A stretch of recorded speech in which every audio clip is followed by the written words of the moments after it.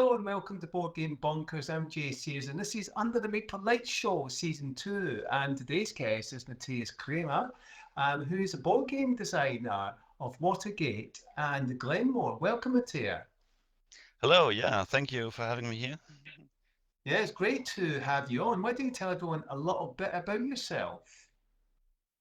Yeah, so my name's Matthias. I'm 54 years old already, and I'm designing board games since around about 15 years, and I'm playing board games, I think, for more than 30 years. Yeah, so a lot of time. A, a lot of fun as well, indeed. A lot of fun as well, yeah, and I played a lot of games, let's say, where people in the past, where people now have a lot of respect of, and so the old Avalon Hill stuff and so on, because Settlers of Catan wasn't there at the time, and so through all the years, I was playing a lot of Euro games. I was playing a lot of war games, and yeah, from time to time, I'm changing my taste and the stuff I'm playing. Yeah, Yes, we'll change as we go through the years, certainly. And let yeah. me explain what this is all about for our viewers that are not quite familiar with the format. Well, we're going to be presenting 9 questions to a guest drawn from this bowl, and Mm. finally, a 10th and final, not a question, but a scenario taken from this. Now, our guest has no idea what the scenario is or what the questions are. So, well, I guess 5 under the Meeple lights are, well, they'd be a little bit nervous. We're about to find out as we present 9 questions and a scenario to a guest. So, Matthias, are you ready? I'm ready. Yeah. Fantastic. So let's dive into question number 1. Let's see what first one we come out with. Oh, I've got 2 there. Let's put one back. They're all trying to swim out of that bowl. Now I can't even unravel the thing. We spend 10 hours trying to open it up. So question 1, Matthias. What do you think the board game industry is going to look like in 10 years? In 10 years, I would say I think we will see something that we are seeing in the computer game industry today. So there's a lot more professionalization that will go on. And there's also a separation, like we see it at Asmodee today already. So I think studios will split apart from publishers a little bit and work together with publishers. And yeah, I think also internationalization has already started in the board game industry, and this will continue. Yeah. And Yeah, what I'm also hoping for, and I also think that this will happen, I think theme will get more and more important, and thematical games, and also, let's say, the wide range will grow. So today there are a lot of Euro, let's say, uh, um, that are not so deep into themes, and I think at least at a large extent this will change. Yeah. yeah, it'd be interesting, won't it? And I know Euro games in particular, so I've been criticised for no theme and being quite beige, haven't Mm. they? So it'll be interesting to see, how theme is brought into Euro games, and there's no reason why not. But we'll see. Exactly, and I think for a lot of topics, games with themes are stronger because you get let's say the full extent and um, you can live a little bit of that story the game is telling you. Yes, yes. Fingers crossed. It certainly picks up and becomes more thematic, so mechanisms with the theme make sense. So Mm. let's dive into question number 2 with this. And there's a nice one to start with, and it'd be great if we had a crystal ball, but we don't. So, question number 2. Is there anything new or more that you would like to see at conventions? So, do you go to many conventions, Matthias? I'm going to a lot of conventions, so this is sometimes it's privately organized. up to larger conventions. I live in Essen, so of course I'm at the Spiel every year, and I'm attending a wide area. Sometimes some conventions for talking to publishers, but also a lot of conventions just to game. Yeah. Is there anything you think conventions could do more of at a convention? Is it that there could be more stalls for new game designers to showcase their games, or could it be something done a little bit different at conventions? I don't know because for me a lot of conventions do not have a particular role. Of course in Essen you're talking to publishers and so on, but also you're talking beside conventions to publishers and Essen is also a lot of meet and greet and just chatting and so on. So I don't think that this role is so important for me. Just enjoying seeing people, and of course a lot of people you just meet once a year, and to have a lot of fun with them. Yeah. Yeah, absolutely. And certainly some are taking it to the sea on cruise ships. And interesting to see what's going to be next. And this guy, Yeah, it's a little bit difficult here with ecological fingerprint, huh? So this is keeping me away from that. Yeah. I'll just skip the beach. So let's bring out question number three, Matthias. So we're doing well. So number three is, once I can actually open it, what's your favorite character in a board game? My favorite character in a board game. That's difficult because well, I just wanted to say that I do not play many board games with characters, but I just found out that this is wrong.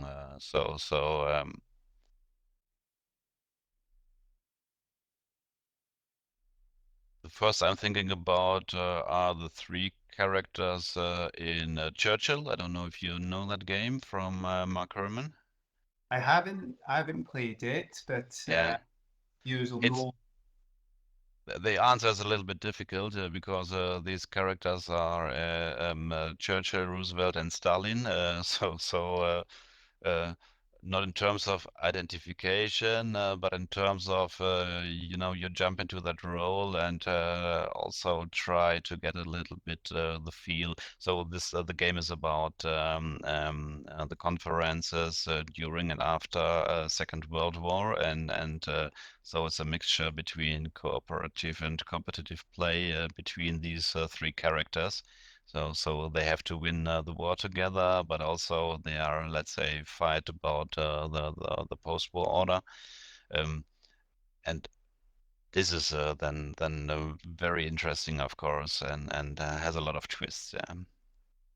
Yeah, and it's certainly soaked in theme, which is fantastic. And oh, there's certainly an interest in taking character because some way kind of a fantasy type of character, and we've got some realism here that's really deep soaked in history.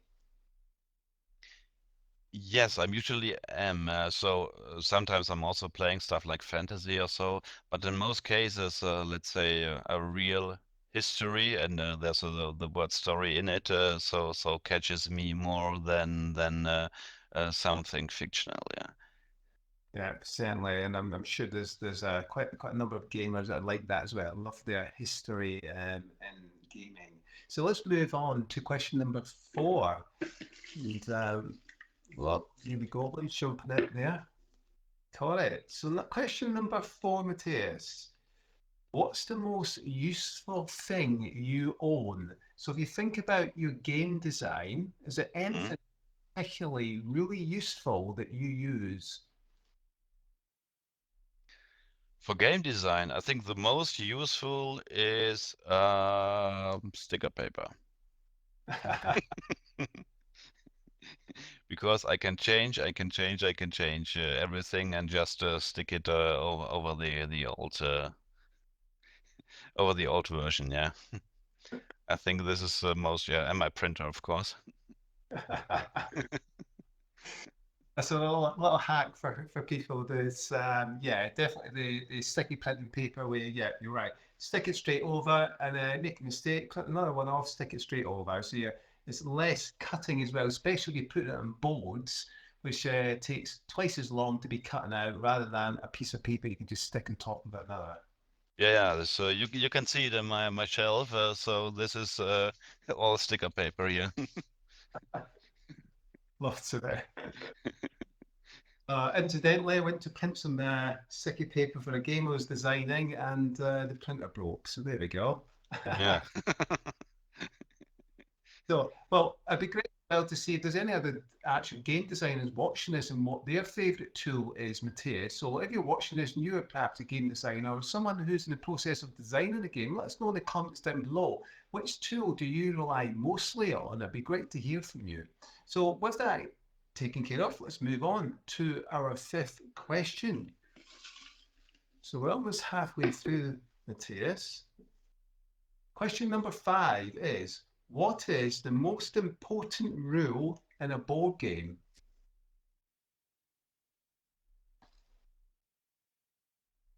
The most important rule in a board game. Might not be. That's a really hard question. It is a tough one, and I'm sure we posed this to someone previously on the show, and it'd be interesting to see what your viewpoint is, whether it is Yeah. important or not. Sometimes it's quite difficult. Sometimes the most important rule in a board game is the rule you can cut out.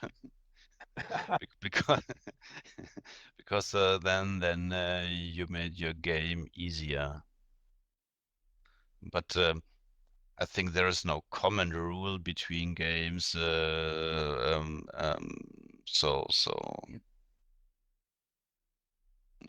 no, not in the sense of game rules. Yeah. It's a certainly good point where you make that, sometimes less is more. You can kind of cut back the rule set and try and explain a rule in this minimalistic minimum number of words, then that is a great achievement. Yeah, but there are also exceptions from this. So sometimes I have designs and which are too easy. I'm trying to build around something to add something. We usually say to add some meat to the skeleton. So there's no general rule. Yeah. So what I'm trying to follow is to have a decent amount of interaction in the game. Um, I don't know. I don't like multiplayer solo games. Yeah. So I'm trying to go for some interaction. Yeah. I think that's my golden rule. But this is not a general rule for board games, I would say, because there are a lot of successful games that do not have much interaction. Yeah. Yeah, and it certainly depends on people's taste, doesn't it? But I know Watergate's Mm. got a good amount of interaction, and which is great. And yes, it'll be interesting to see what others feel about it as well. If there's any particular rule they think is fundamental to understanding the game, but sometimes it can just be how you explain the functionality of a game, which is just as important as all the rules that are in a game. But trying to explain it in a simple, simplistic way that everyone can understand. Mm. So we'll move on to question number 6, Matthias. We're over the halfway mark, and we'll see. Well, we haven't had any fluffy ones. We had quite tough questions, Matthias. Oh. But this is a nice one. What's your favourite childhood board game? So when you were growing up, what was a particular board Mm. game you loved? I think it was. I can tell you the German name, and I can look up the English name, but I don't know the English name. Let's test a few. Give us a German name. It's a Hase und Igel. Okay, I I think it's believe a few can get it. just 1 second. And then Hare and Tortoise. Aha. And It's a talk. tortoise in English. That's funny. because it's a complete other animal in the German version. Yeah. That wouldn't surprise.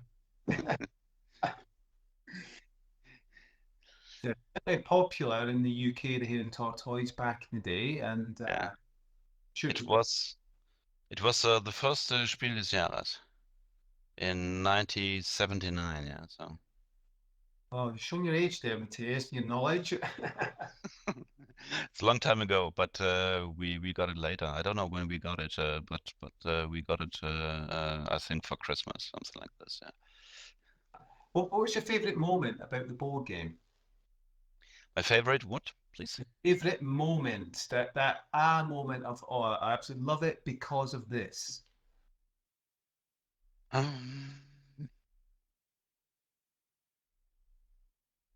I think to understand something or to relate something. So I think sometimes if something is happening in a board game that you already know from the past, for example, and so you see it in the game and you see how it works a little bit. So this is what I really enjoy. Yeah. So let's move on to our next question, Matthias, and let's see Hmm? what number 7 brings us, and see if it makes us go back into history, or is it a modern question? We will soon find out. So, question number 7 is: which board game mechanism or mechanic do you love most, and which one do you hate most or dislike most? Okay, what I dislike is games where I have to memorize something because Mm. I'm really bad in this. And what I love most is card-driven games, I guess. Right, okay, deck building or tabloid building. Yeah. I like deck building, but card-driven is a little bit different, and I think these are the type of games I'm enjoying most because normally in these games you have completely different cards, so each card is unique, and each card tells a little bit of a puzzle of a story. So if you take all the cards, you have the whole story of the game. If you take just one card, you have just photo, something like this. A photo of what has happened. Yeah. Yeah, this is kind of building on that, isn't Mm. it? Art gives you a bit Yeah. Yeah. At most of these games are multi-use cards, so you can either play this card for action points or something like this, and or you take the event of the card. So you have always a lot of dilemmas, and you have to think which card do I play first, which do I need now, will I play it for the points or for the event? Is the event then gone? There are a lot of small decisions, and this is what I'm really enjoying. and yeah, there's kind of multi-use cards certainly give another layer of strategy, don't they, in a board game? Pardon once again. One of those multi-use cards give you another level of strategy in a board game, don't they? Yeah, yeah, they Mhm. really do. Yeah. And you have to do a kind of card management, and also a lot of games have a card destruction element in it because events can only happen once, and as soon as you're using the event, it disappears from the game, so the card is gone. Yes, and it'll be interesting to see what our viewers think about that type of style of game. I know a lot of people are really a favourite of multi-use cards, and for some people it hurts their head because there's too much thinking. So with that out of the way, uh, get on with our next question, Matthias. We're on question number 8. So question number 8 is: what's the biggest risk you've taken in your board game career?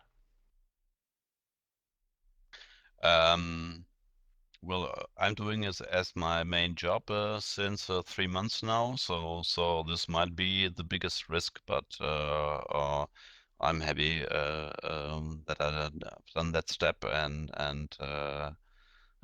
I'm really fine with that. Yeah. I haven't.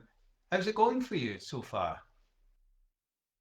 Oh, it's very nice because since that point I can design games all day long, and I'm really enjoying this and having a nice time. So there's a big pile at the moment of stuff I'm currently working on, and yeah, that's my professional life now, and it's wonderful.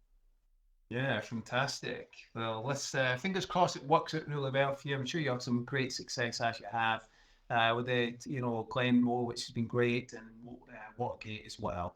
So let's move on to a final question, Matthias, before we Mm? cover the scenario.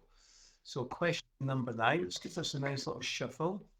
Here we go. Question 9, and then I'll struggle to open it. There we go. Question 9 is, if you could pick up one skill in an instance, right this moment, what would it be?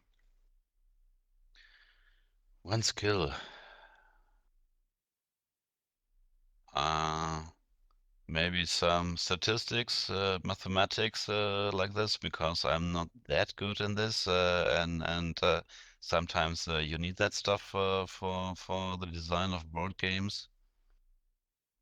Yeah, and there's quite a few board game designers that have well, there's certainly one particular one that has a mathematical background, and Mm. it can help, kind of calculating and how this might pan out and how this might work. So yeah, we haven't all got mathematical brains, and I'm sure what if we did? Whether that be exciting or not is another thing. So let's move on to our final journey in this, and which is a scenario, Matthias. Okay, so we're going to pick one of them from this. Hmm. I can't even remember what they are. So we will just randomly pick one. Let's just pick the top one. There we are. And we'll see how you fare in this scenario. Okay, so this is an interesting one. Nice. I think this is a nice, easy one. Okay.